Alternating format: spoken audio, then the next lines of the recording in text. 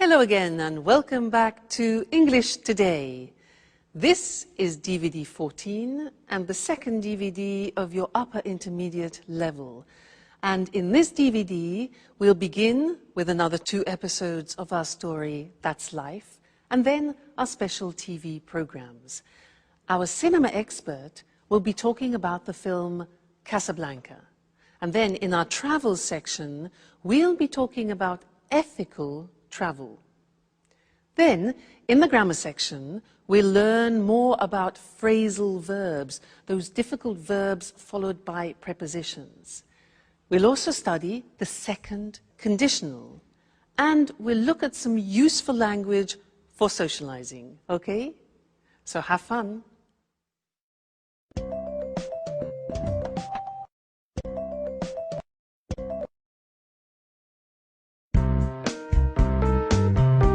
Really? Peter was going to punch Jack? That's right. But luckily I arrived in time. I'm glad I decided to check up on them. Wow. What happened next? Well, Jack and I left, and I think Peter and Sharon carried on with their argument. Wow. Oh, it's a shame I wasn't there. But you knew about Jack and Sharon, didn't you? Well, yes. I found out by chance. I came across a photo of them together while I was cleaning one day. Wow. What an incredible story. Could you stop saying wow? This isn't a film.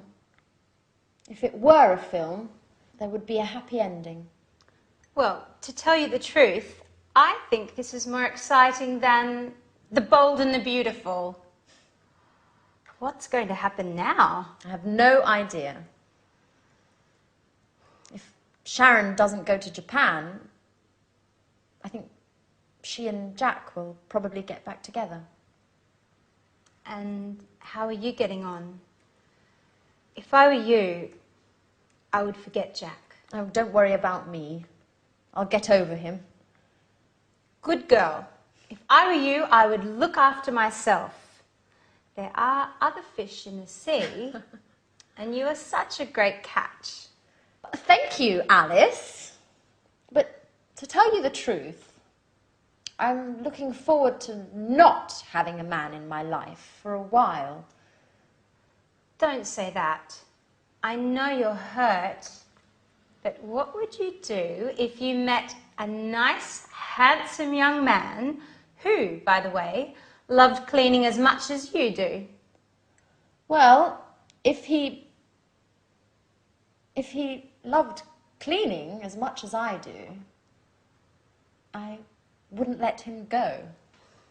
But, you know, men like that are pretty rare. Anyway, getting back to Jack and Sharon, how do you think it will end? Don't worry about that. I'll send you a letter with all the details.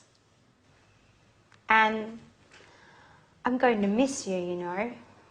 Me too. But I'm happy that you're going to work with your father. It's great that he wants you to come up with the stories for his films. It's what you really wanted, after all. It's true. It's been such a long time since I got on so well with him. And of course, I can't wait to get on with the new film. I'm so excited about it all. Another star in the family. Miss Dubois conquers Hollywood. Actors and actresses doing their best to impress her.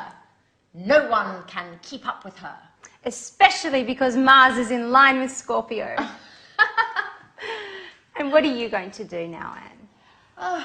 Well, the first thing I'll do is look for a new flatmate so I can carry on living in this apartment. You know how expensive it is. If I had the money, I would live here on my own. But you're not alone. There's Jack. And how long do you think he'll stay here? As soon as Peter leaves, he'll only be looking after Sharon and her apartment.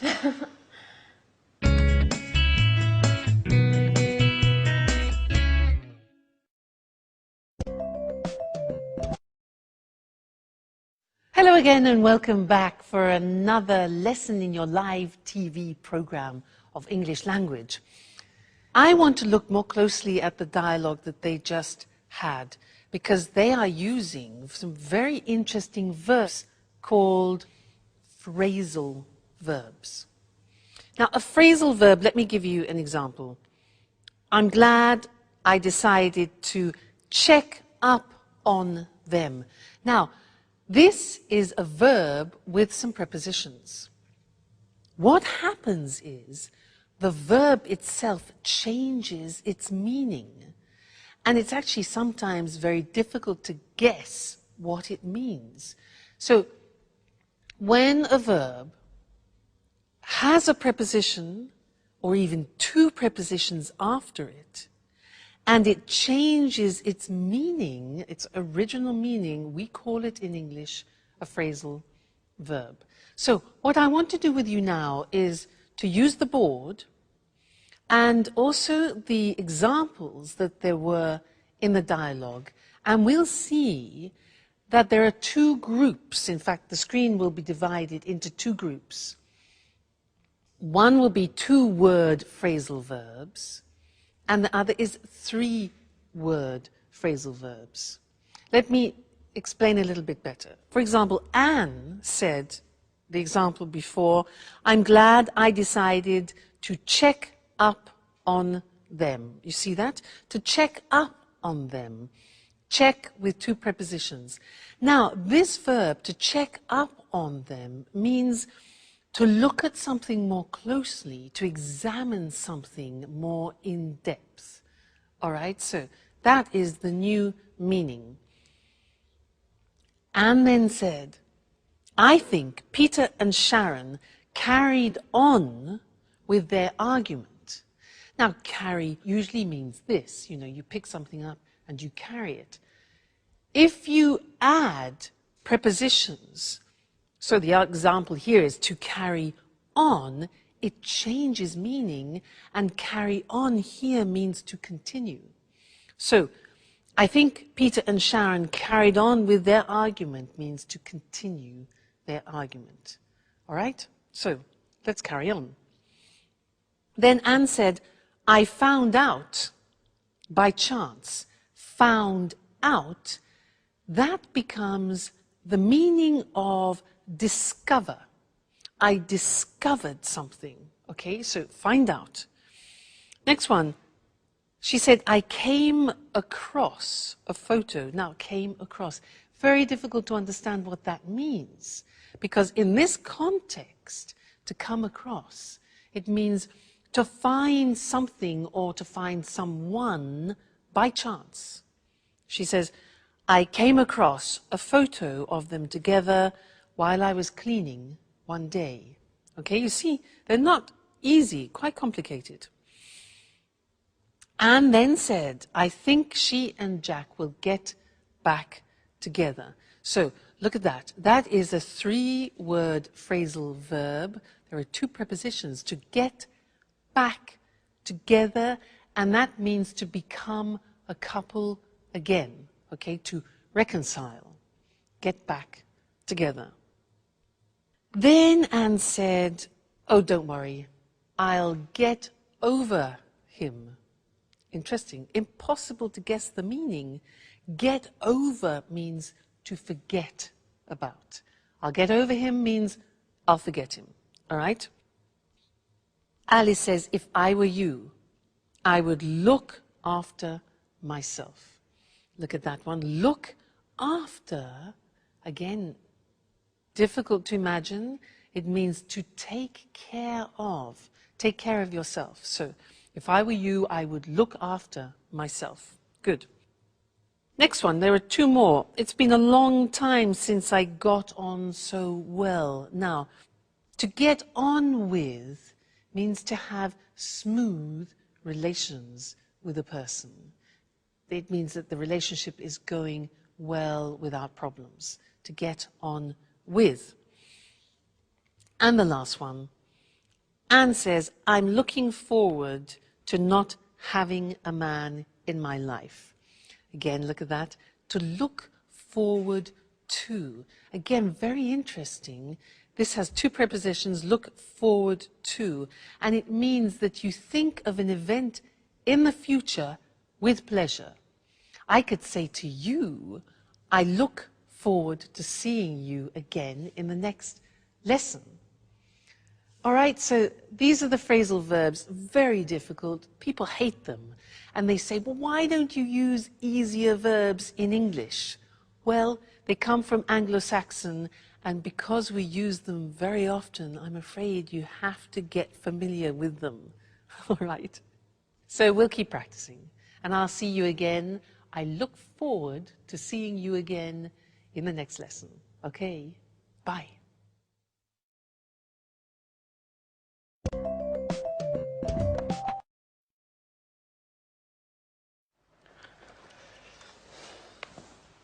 Hi, Sharon. Could I speak to you for a moment? Sure, Peter.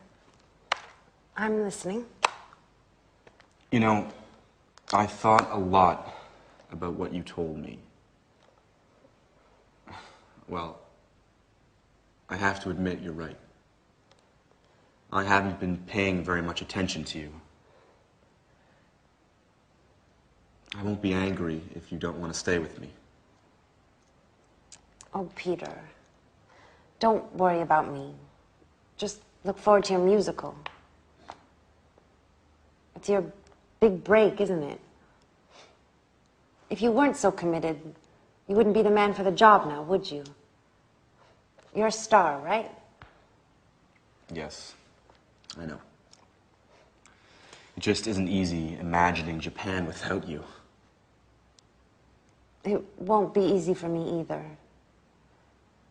But I'm sure it's the right decision for both of us. I hope so. If I were rich and famous already, I'd send along my private jet so you could visit me on weekends. Yeah, right. The petrol alone would cost you your fortune. Who cares? I'd be rich. So, while I wait for you to bring your career off and become rich, I might come visit you. Maybe with Anne. But if you're famous, you'll forget all about me. You'd let it go to your head and wouldn't have time to take care of me. I couldn't keep up with all those beautiful young actresses. How could I forget you, Sharon? By the way, would you mind me taking that beautiful photo of you along to Japan with me? The one hanging in the living room. It'll help me when I'm missing you. Especially in the beginning. Of course, Peter. Take it. I'll be happy to give it to you. Thank you. Well, I have to get on with packing. One last thing. If we were to meet in a few years, in two apartments close to each other, you with your new boyfriend, would you pretend not to know me like you did with Jack? Why do you ask me that? I don't know. Just curious. I guess it would be fun to meet you somewhere else and have a little secret between us two.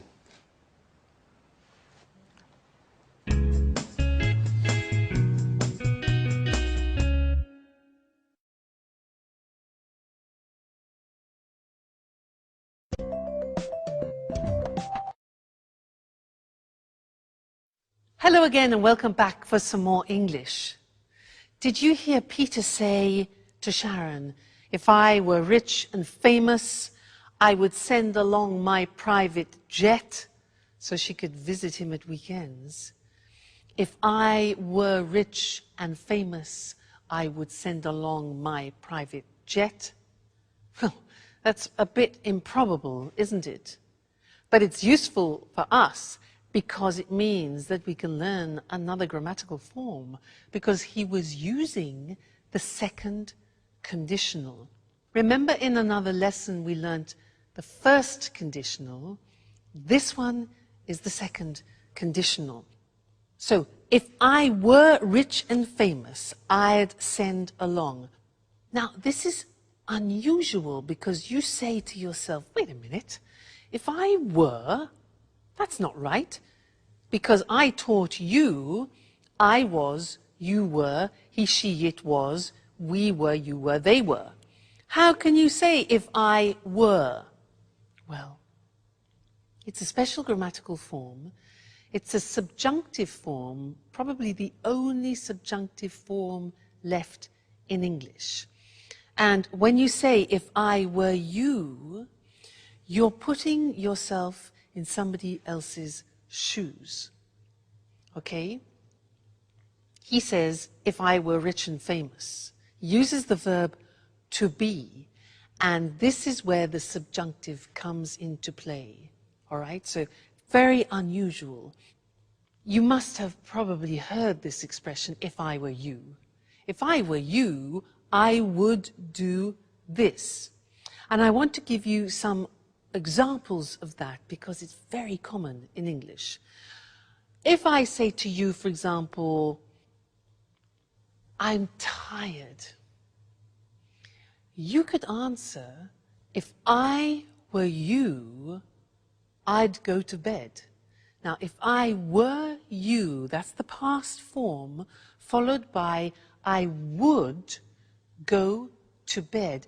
That's the conditional form, conditional to. If I were you, I would go to bed. Another example, smoking, yeah? I say, look, I can't stop smoking. I want to stop smoking, but I can't. You could say to me, well, if I were you, I'd go to a hypnotist, for example. One possibility, why not? If I were you, I would. Another example, imagine that I am bitten. Look, Mr. Snake bites me. I've been bitten by a snake. I've been bitten by a snake. You could say to me, well, if I were you, I would suck your blood out. Or, if I were you, I would go immediately to a doctor. So do you see how this works? If I were you, I would.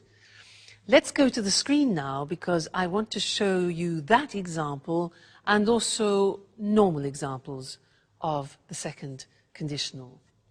So, we use the second conditional when something is improbable. That's why we use if. Let's look at some normal examples.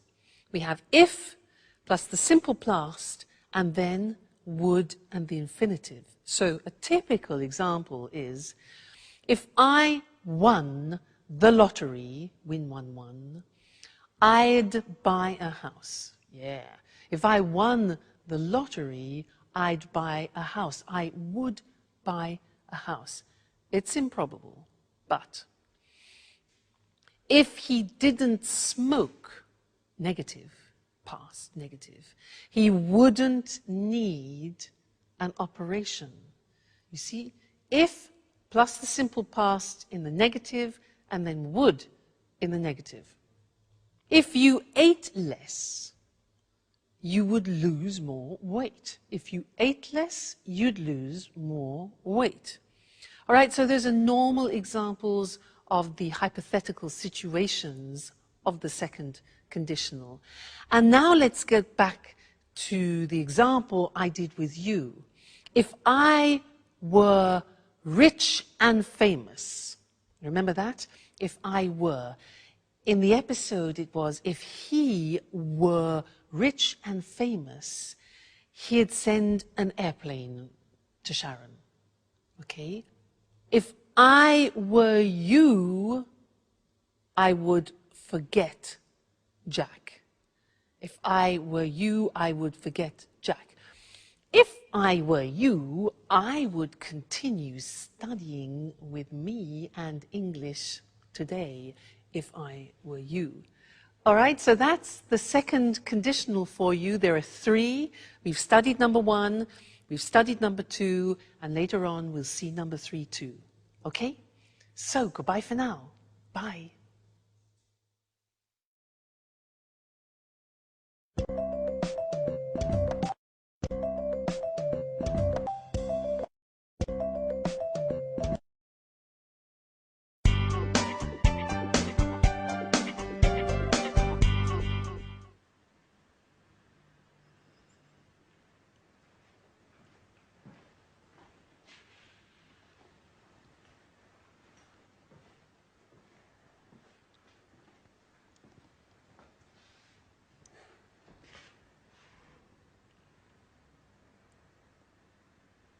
So it's just you and me, isn't it, Anne?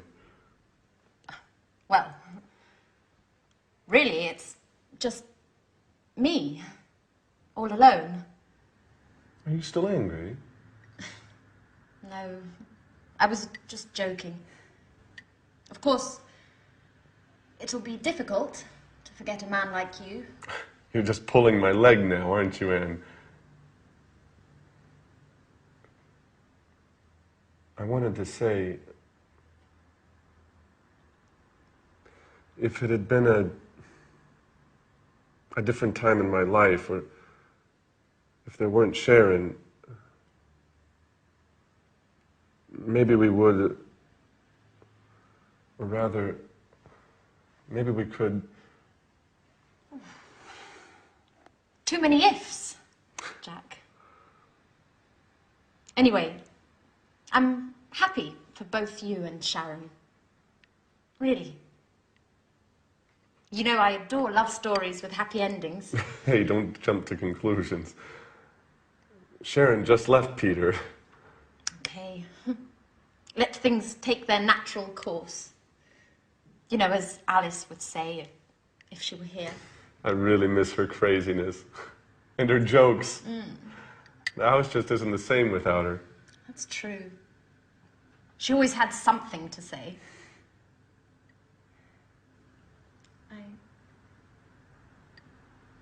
I miss so many things. Like Peter. I even miss his singing exercises. But they were awful. Our poor ears. I know, but I was used to them.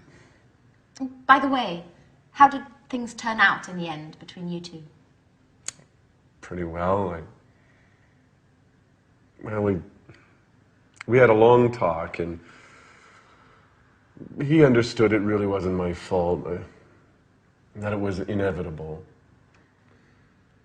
Peter was just too involved with his career to notice Sharon's needs and desires. Let's just say I took advantage of their situation. I'd say so. You've never missed a chance like that in your life, have you? It's late. I have to go. I'm late as usual. By the way, Sharon and I are going to see a film tonight. Would you like to come? Thanks for the invitation, Jack. But I'd prefer to stay home. Anyway, a possible new flatmate is coming to take a look at the apartment, and well, his name's Nick. Well, actually, I've got to get things tidied up. That's right. Cleanliness is next to godliness, huh? Don't work too hard, Anne. Perhaps Nick is less tidy than Alice and I put together. Oh, no. I lost the battle with you two, but it's time to put an end to all this chaos. I'll ask him all the right questions, but if I get the feeling he doesn't like cleaning, I won't let him in the door.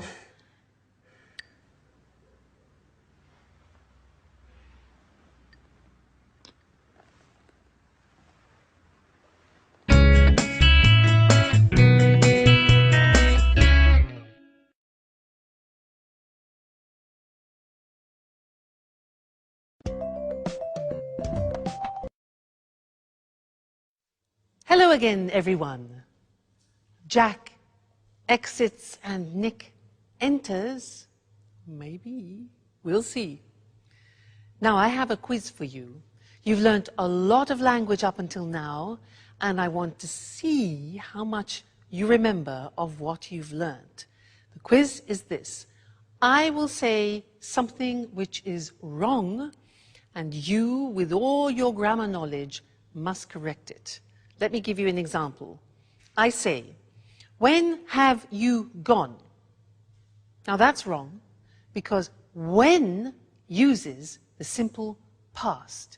So we correct it and say, when did you go? All right, so that's the quiz. Your turn. What means this word? What means this word? Yeah, that's a question. With questions you need, auxiliaries. So, what means this word? What does this word mean? Yes. Next one. Has he any brothers? Question. Good. It's a question auxiliary. Does he have any brothers? Okay. Next one. This is more difficult. Be careful. I live here since 1977. I live here since 1977. Think of since. Yeah. Present perfect continuous. I have been living here since 1977. Great. Next one. What do you do tomorrow? What do you do tomorrow? Yeah, exactly. Do you do is the present tense. Tomorrow is the future. So, what are you doing tomorrow? Or what are you going to do tomorrow? Futures. Right. Next one. They haven't to work on Sundays. They haven't to work on Sundays. Negative. Wrong. Present tense, the auxiliary. Exactly. They don't have to work on Sundays. Great. Next one. Do she play tennis? Do she play tennis? Terrible. Yeah. Exactly. Third person. So, does she play tennis? Excuse me. Next one. I call you later. I call you later. Think of this. Snap decision. So it becomes exactly, I'll call you later. Great. Next one. He just left. He just left. Okay, we have just. With just, we use genie, just, ever, already, never, yet. Present perfect, so, yeah, he has just left. He has just left. Great. This one here. If I would know, I would tell you. If I would know, I would tell you. Not possible.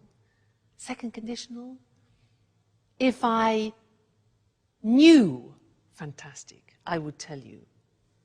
And the last one. How much it cost. This is a typical mistake. How much it cost. It's a question. You need an auxiliary. So that's it. How much does it cost? Fantastic. You're great. Great students. Keep on studying like this and you'll be able to speak English like me at the end of the course. All right? Great. Well, take care. Keep studying. See you in the next lesson. Okay? Bye.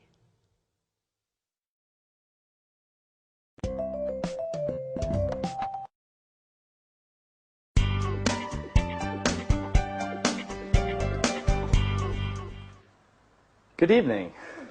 My name's Nick. How do you do? How do you do, Nick? My name's Anne. It's a pleasure to meet you. The pleasure's all mine. So this is the apartment. It's very beautiful. It's so clean and tidy. I love cleanliness. I'd even say that I'm a maniac for cleaning. Really? Well, yes. My friends give me a hard time. They say that I'm the mommy of the group. Is that so? My friends say the same thing about me. Well, there's another thing, Anne. To tell you the truth, it's a little embarrassing. I have another hobby which I adore. What would that be? Well, I just adore cooking. In fact, could I take a look at the kitchen? Are you okay, Anne? What? The kitchen. Do you think you could show me the kitchen? Oh, I'm sorry. It's just that, well, I love cooking. Fantastic. That way we can experiment and try out new dishes together, okay? So, where is it? Right. The kitchen is in there.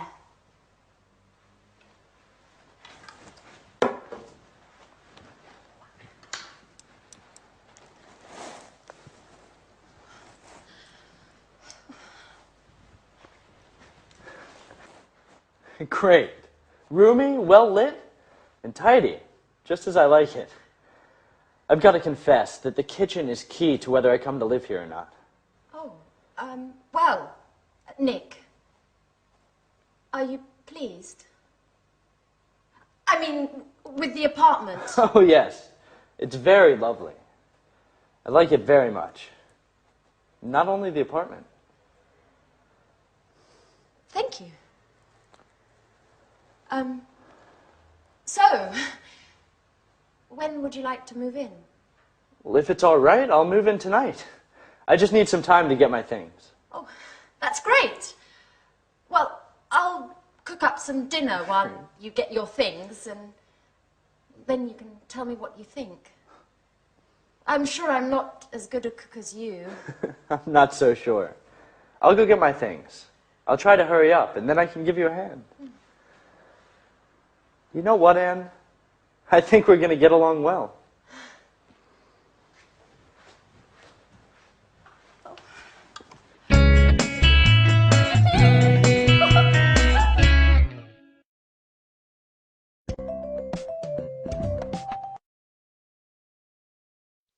So Anne and Nick cleaned happily ever after.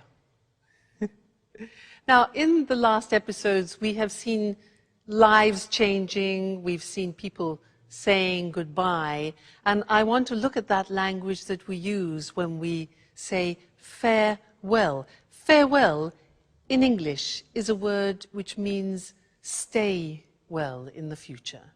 So let's look at some of the language we can use. We heard, I'm sorry to see you go, and also, I'm going to miss you. I'm going to miss you. Hope to see you again soon is something we very often use. Hope to see you again soon, okay? Call me from time to time. Call me from time to time is a nice one.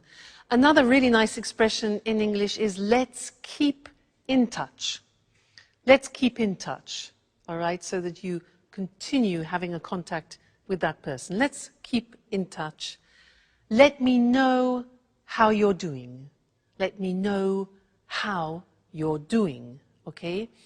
Then saying goodbye to people, some examples are all the best. All the best for your new job, for example, to Peter. Good luck with your new job. Another very common expression, good luck with your new job. See you soon. See you soon. Yes, like an imperative there. Take care. That's really very nice. It means look after yourself. Look after yourself or take care. Then safe journey. Now that's when people are leaving by car or by plane or by train. Safe journey. And you're wishing that they have no problems. Then goodbye, or more informally, bye. Cheers, which is something that we use a lot in England, and we also use it when you're drinking with someone. Cheers, also for goodbye. Cheers. And we also use the Italian form ciao.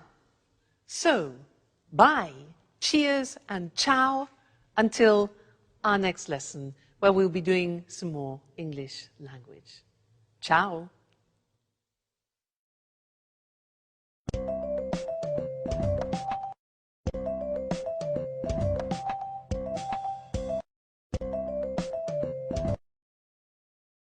Hello, hello. I'm Lucy Ross, and this is Talk Cinema. And today, with our cinema expert, Sanjeev Gupta, we pay homage to one of the most popular films of all time, an unforgettable Hollywood masterpiece. I don't think I need say more. I'm sure you all know the film we're going to talk about today, Casablanca. Casablanca. The amazing cast, the fantastic script, and of course the unforgettable story. Yes, there'll always be a place in my heart for Casablanca. And not only in your heart, Sanjeev. Well, let's try to explain to our viewers why this film is so popular. First of all, there are the performances of two of Hollywood's greatest actors, Humphrey Bogart and Ingrid Bergman. And secondly, it's a film that was able to bring romance together with the serious theme of resistance to the Nazis. The end result is a passionate love story brimming over with emotion. Yes, you just can't forget the wonderful performances of Humphrey Bogart and Ingrid Bergman. Could you run through the plot for us, Sanjeev, just to jog our viewers' memories? Sure. Casablanca takes us back to a wartime Europe of Nazis and freedom fighters. The film, directed by Michael Curtiz in 1942, focuses on the character of Rick Blaine, a cynical American who has escaped from occupied France to open an upmarket jazz bar in the Moroccan city of Casablanca. He has to choose between his love for Ilsa and his duty to help her husband Laszlo, a resistance leader, to escape from Morocco to continue his fight against the Nazis. Ilsa first met and fell in love with Rick in Paris. She believed her husband had been killed by the Nazis. When she discovers that Laszlo is still alive, she leaves Rick abruptly without explanation and returns to Laszlo, leaving Rick feeling betrayed and bitter. In the end, Rick sacrifices his love and helps Laszlo and Ilsa to escape to Lisbon. Wow, that's it, yes. Who can forget Rick's famous line to Ilsa as she gets on the plane at the end of the film? We'll always have Paris. That's true. There are also several other famous lines in the film. For example, when Rick says to Ilsa, "Here's looking at you, kid." Or when Ilsa says to Sam, the piano player, "Play it, Sam, play." Wait a minute, what's the name of that song? Oh yes, I remember. As time goes by, I've sung it so many times. But tell us, am I correct in thinking the film won an Oscar? 3 Oscars for Best Picture, Best Director and Best Screenplay. It was a big hit in 1942 and has been ever since. Casablanca represents Hollywood at its best. A film with undying universal appeal. The film is still shown regularly in America. Really? Do you mean on TV or in the cinema? Both, actually. You know, colleges across the USA show the film every year during the week of graduation exams. This has helped keep the film popular. Well, it certainly is an unforgettable film. That's Casablanca. Thanks to our expert, Sanjeev. Goodbye, Lucy. Goodbye. And goodbye, everyone. See you again soon with the next edition of Talk Cinema. So, have you seen Casablanca? It really is an unforgettable masterpiece.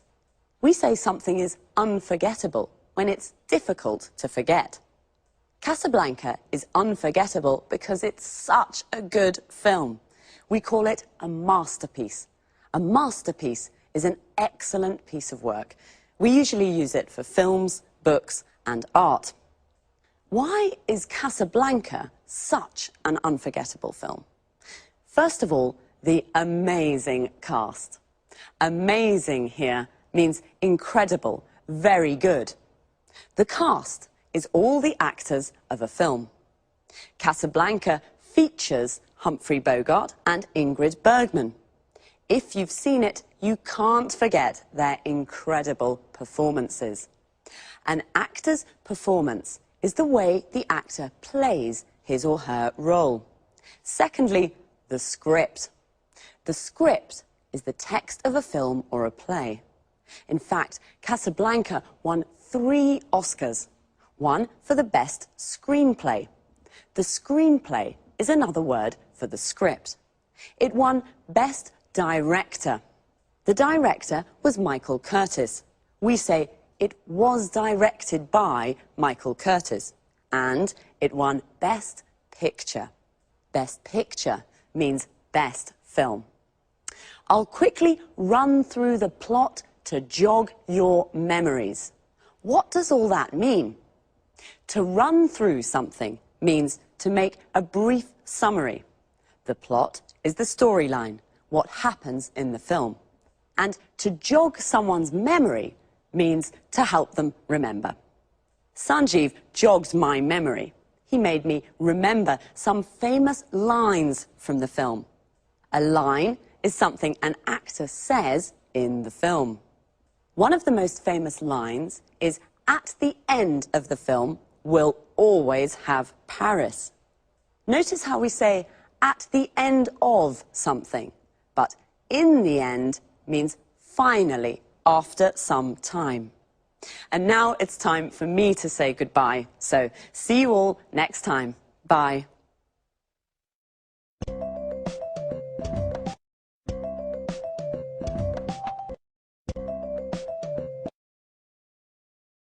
Good morning and welcome to this week's edition of the Travel Programme.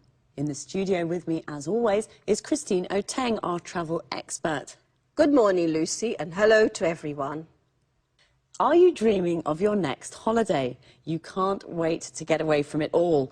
Thinking of going to an exotic, tropical destination? Well, let's have a look at some suggestions that will make your travels more rewarding and help local people too. So, over to you, Christine. Thanks, Lucy. Well, the golden rule for a true traveller is to respect the culture and environment of the country you're visiting. This is why I want to talk today about ethical travel. I'm not talking here about a weekend in Paris or a week on a Greek island, but more about tourism to more distant locations in poor, developing countries. Ethical travel is all about what to do when you're on holiday in one of these countries. Can you give an example? Sure. To start with, before you leave home, try to choose a travel company that gives part of its profits to a fund that supports local community projects. You know, with traditional tourism, only a very small percentage of the income generated by visitors actually goes to local people. Most of the money that tourists spend goes to multinational companies. Usually, these companies take their profits out of the country and do very little to help local communities and the local environment. You're right. The tourist industry can be a very cutthroat business. So, do you have any other suggestions on how we can travel ethically? Sure. Choose a resort that is built with local materials in the local style, or stay in local family-run hotels. Shop and eat where local people do. Use public transport and try to learn a few words of the language before you leave home. The only way to really get to know a country is to get in touch with local people. So, it can be useful to read up on the place you're going to visit and its culture before you leave home.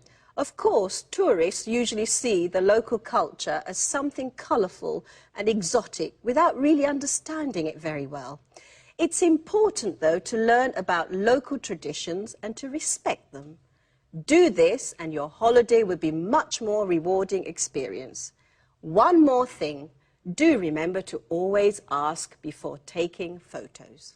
And what about shopping? Is this against the concept of ethical travel? Absolutely not. Shopping's always fun, but do use your head when shopping. I mean, try to buy souvenirs from local markets and always pay a fair price for goods. Bargaining's fine, but don't beat the locals down too much. One important thing, never buy souvenirs made from endangered species. This is illegal and damages the local ecosystem. Fine. So an ethical traveller is a responsible tourist who knows how to combine the joys of travelling with a respect for the local culture and environment. Any more advice for us, Christine? Yes, just one last thing. Follow these suggestions and your travels will be a lot more rewarding and much more fun. I'm sure they will be. Well, thanks, Christine, for your really useful tips on how to be an ethical traveller. Well, that's all we have time for today, so goodbye, Christine. Goodbye to all travellers, and remember, travel ethically and enjoy your holidays more. See you soon with another edition of the Travel Programme. Goodbye. Well, I can't wait to get away from it all. I can't wait is an expression that means you're looking forward to something. To get away from it all means to have a holiday and leave your daily life behind. Today, Christine gave us some tips on how to be an ethical traveller. A tip is a piece of advice, a suggestion. First of all, what is ethical travel? It's travel that respects the local culture and environment. Local means from a specific place. For example, the local people are the people that live in a place, and the local culture is the culture from that place. The environment is the world that surrounds us, all the social, physical and cultural conditions of a place. Christine gave us a golden rule, a rule that should not be broken. The golden rule for an ethical traveller is, in fact, to respect the local culture and environment. She also suggested choosing a travel company that gives some of its profit to local communities. A community is a group of people living in the same area. A travel company is a company that organises tours to various parts of the world. And you should read up on the place you want to visit. To read up on something means to research and get information about something. The best place to stay is in a family-run hotel. Family-run means it's owned and managed by a family. And when you go shopping in a market, bargaining is okay. To bargain means to decide the price with the seller. If something costs $20, you bargain to pay $15. But don't beat the locals down too much. To beat someone down means to force them to reduce the price of something. That's all for this week. See you again soon.